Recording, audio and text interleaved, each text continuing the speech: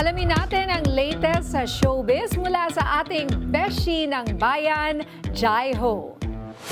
Heto na nga ang latest ng marangkatang showbiz balita. Matapos ang Round 6 Sex Bomb Get Get Out concert finale sa MOA Arena noong April 30 ay agad nating nakapanayam ang leader ng grupo na si Rochelle Pangilinan. Emosyonal si Rochelle dahil nagawa na nila ang finale concert at nakatapos na din sa una nilang international show. Alamin natin ang lahat ng kwento sa Jai Hot Exclusives. Mula round 1 to round 6, punong-puno. Sila din mismong sex bomb ang nagbe-break ng kanilang record sa MOA Arena. Ano ang say ni Rochelle Pangilinan dito? Sobrang grateful.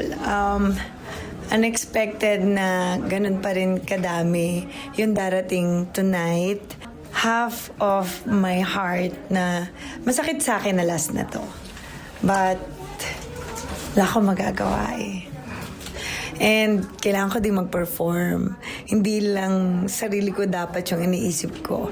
And sa dami ng taong dumating ngayong gabi, grabe, wala akong ginawa kundi titigan lahat ng tao. Bilang leader ng grupong Sex Mom, paano nga ba sila nagdesisyon na baguhin ang venue at ibalik sa MOA Arena? Nung pumasok na yung tag-init, hindi natin kaya yan. Yes. Yan yung init na pag naglabas ka ng itlog luto. Sabi ko, isa sa atin posibleng may mahimatay. But then, nakita namin yung engagement sa social media na talagang mas maraming pinalaki ng sex bomb na nagsasabi na indoor na. Samantala, ano naman ang masasabi ni Rochelle sa lahat ng mga sumusuporta sa kanila?